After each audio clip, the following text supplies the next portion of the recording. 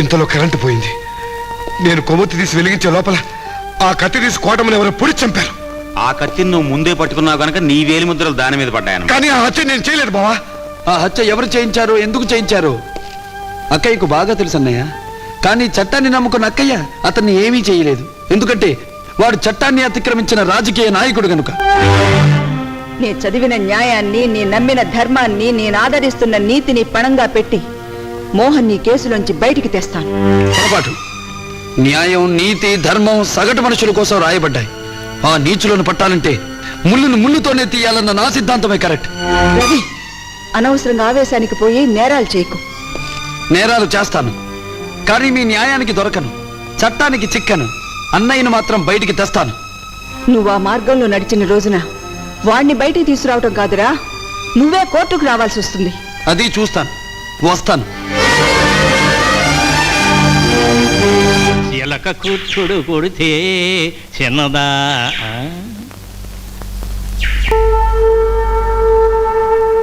నువ్వేనా ఇక్కడ వాచ్మ్యాన్వి? అవునమ్మా. మొన్న హత్య జరిగిన రోజున నువ్వు ఇక్కడే ఉన్నావా? అబ్బో, సంపెత్తనారండి ఒక్కొక్కళ్ళు వచ్చి. పోలీసులు అడిగిన ప్రశ్నలకి సమాధానాలు చెప్పలేక తిన్న కూడెరిగిపోయి గంజి కూడా తాగొల్సి వచ్చిందండి. మీరెవరండి? ఆడ పోలీసులా? కాదు, జడ్జిని. అయ్య బాబోయ్, నమస్కారం అమ్మగారు. కానీ ఇప్పుడు ఆ హోదాలో నేను ఇక్కడికి రాలేదు, ఒక మామూలు మనిషిగా వచ్చాను. నిజం చెప్పు, హత్య జరిగిన రోజున ఈ గెస్ట్ హౌస్ లో ఎవరెవరున్నారు? ఊరంటేనండి ఆ చచ్చిపోయిన పిల్ల, ఆవిడ పెనిమిటి, డాన్సులు చేసే మరో అమ్మాయినండి. అంతేనా? ఇంకెవరూ రాలేదా? ఊరు అనేదండి. బాగా ఆలోచించి చెప్పు. నువ్వు చెప్పే మాటల మీద ఒక వ్యక్తి జీవితం ఆధారపడి. నిజం అమ్మగారు, ఊరు రానేదండి, మీ మీద ఒట్టు.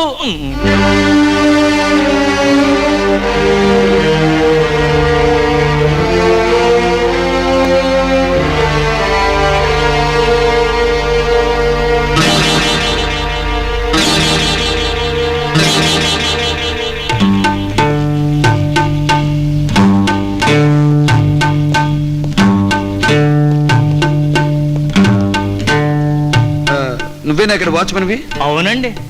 ఆ రోజు ఇక్కడ హత్య జరిగిందే? అబ్బో, సంపెత్తనారండి. ఎవరెవరు బాబు? సిఐడిలా? కాదు. మన నా చేతికండి వాగించడం అవసరం ఉంది. ఏటంట? ఆ రోజు ఇక్కడికి ఎవరెవరు వచ్చారు? ఎవరెవరు వస్తే ఎందుకంట?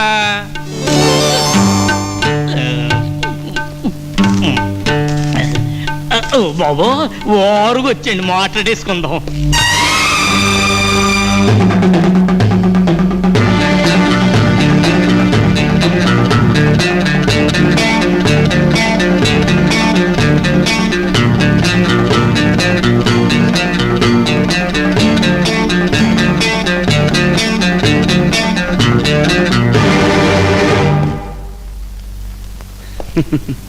చూసావా అక్క, మన పోరాటంలో నేను మొదటి మెట్టులోని గెలిచాను. నువ్వు న్యాయంతో సాధించలేనిది నేను అన్యాయంతో సాధించాను.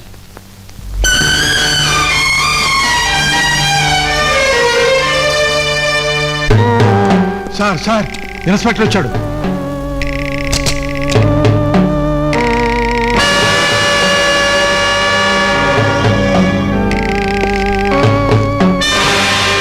ఏమనుకోబాకండి, మనకి కొంచెం బద్ధకం ఎక్కువ, అందుకే కాళ్ళు అక్కడ పెట్టాం. మరేమనుకోకు, నాకు కొంచెం కోపం ఎక్కువ. ఏందయ్యో, ఒంటి మీద కాకి సొక్క, చేతిలో లాఠీ ముక్క వచ్చే తలికి ఎంత పౌరుషం పొడుచుకొచ్చిందయ్యా నీకు? మళ్ళీ మాట్లాడితే ఇదే లాఠీతో నీ మక్కిలేదు కదంతా.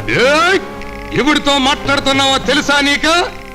తెలుసు, ఒక రౌడీతో, ఒక గూండాతో. ఎస్ఐ గారు, షట్ అప్. నడు స్టేషన్. ఆగండి. మనం బయటకు వస్తే గొడవలు అయిపోతాయి. మనం అన్నా మద్రవాలా, ఎదుటోడన్నా మద్రవాలా? All Madras. Don't talk, move. ఆగండి.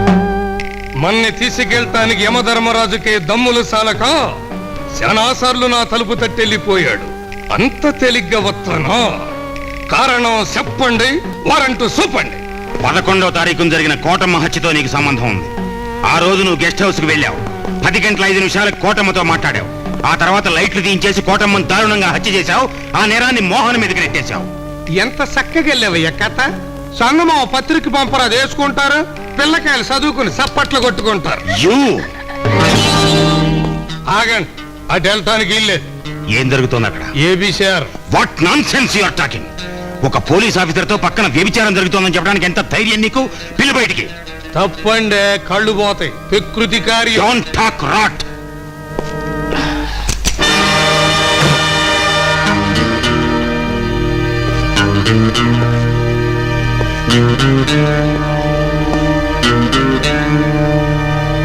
వ్యభిచారం చేస్తున్న నేరానికి మిమ్మల్ని, చేయిస్తున్న నేరానికి నిన్ను అరెస్ట్ చేస్తున్నాను. ఎవరు చెప్పారు మీకు వ్యభిచారం జరుగుతోందని? నువ్వే చెప్పావు. నేను చెప్పలా. నువ్వే నేను చెప్పావు. చెప్పలా. మరైతే ఈ అమ్మాయి నా ఎవరు? కజిన్ సిస్టర్ నిన్న పెద్దాపురం నుంచి వచ్చింది. అబద్ధం. అబద్ధమా?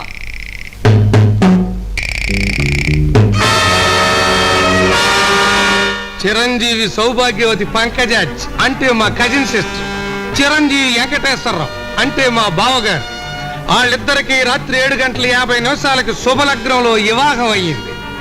శోభనం గదిలో ఉండగా నువ్వు వాళ్ళిద్దరిని ఎత్తికెళ్ళావని ఎదురుకేసెడతా అయిపోతావు. ఇది ఇన్స్పెక్టర్ గారు, ఆ కోటమ్మ పేడం ఖరీదు ₹10 చేయదు. ఎందుకండి దానికోసం ఇంత గొడవ? మీ వదిన గారితో మాట్లాడే ఆ ఎంపీ కొడుకును వదిలేయమని చెప్పండి. అప్పుడు మీ బొమ్మర్ది బయటకు వచ్చేస్తాడు. ఆ తర్వాత మీరు డిఎస్పీ అయిపోతారు. మీ వదిన గారు ఢిల్లీలో జడ్జి అయిపోతుంది. మీ బొమ్మర్దికి బంగారం లాంటి పిల్లని నేనే చూసి పెళ్లి చేస్తా. Happy, all happy. సర్వే జన సుఖినో భవంతా.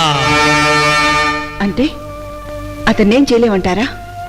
మన చట్టంలోనూ న్యాయశాస్త్రంలోనూ ఉన్న కొన్ని వీక్ పాయింట్స్ ని వాళ్ళు ఎక్స్ప్లాయిట్ చేస్తున్నారు. ఒకవేళ అరెస్ట్ చేసినా తెల్లారేసరికి ఎలా బయటికి రావాలో వాళ్ళకి తెలుసు. అయితే మీకెందుకంటే ఈ ఉద్యోగాలు జీతాలును తిండి దండక్కి?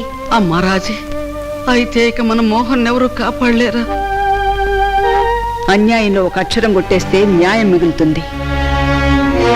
మోహన్ ఎలా రక్షించుకోవాలో నాకు తెలుసు.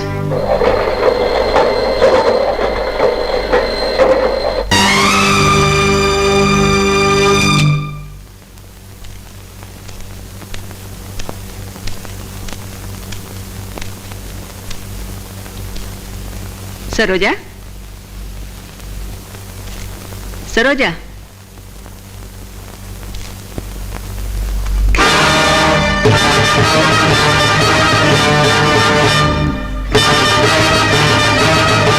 ఏమిటలా స్టిల్లిచ్చేశావు? సరోజ నీ కూతురేనన్న నిజం గరణంలా గొంతు దిగడం లేదా? నేను మీతో వాదించడానికి రాలేదు. మీ స్వార్థానికి, మీ రాక్షసత్వానికి బలైపోయిన సరోజను చూడటానికి వచ్చాను. Shut up! నేను నీ కోర్టులో నిలబడ్డ నిందితుడిని అనుకున్నావా నీ ఇష్టం వచ్చేట్టు వాగడానికి? మాజీ జడ్జి గారి మాజీ భర్త గారిని. అండర్స్టాండ్? నా మీద పగతో, కక్షతో, కన్న తల్లి అనే అభిమానం కూడా లేకుండా సరోజను పెంచారు. తను ఎవరి మీద అబద్ధపు సాక్ష్యం చెప్తుందో కూడా తెలుసు. నా ఎదురుగుండా ఉన్న ఈ రాతి బొమ్మే అమ్మని, కటకటాల వెనక్కి వెళ్ళిన వాడు మేనమావని దానికి బాగా తెలుసు. నీ అధికారాన్ని, అహంకారాన్ని కాలరాచే ప్రయత్నంలో తండ్రి కూతురు ఆడిన నాటక ఫలితమే నీ కన్నీటి రాయబారం. నేను ప్రాధేయపట్టానికి రాలేదు. సరోజ గుండెల్లో మీరు పోసిన విషయాన్ని విరిచేసి దాని చేత నిజాన్ని చెప్పించడానికి వచ్చాను. అది నేను బ్రతికుండగా జరగదు. నా కూతుర్ని ఎలా మార్చుకోవాలో నాకు తెలుసు. అది నా పెంపకంలో పెరిగింది. చచ్చినా మారు. నేరస్తుల్ని మార్చటమే నేను నేర్చుకున్న వృత్తి. నేరస్తుల్ని తయారు చేయడమే నాకు తెలిసిన విద్య. మరోసారి జీవితంలో భంగపడడం, ఓడిపోవడం తప్ప నువ్వు సాధించేదే లేదు. వెళ్ళు, గెట్ అవుట్.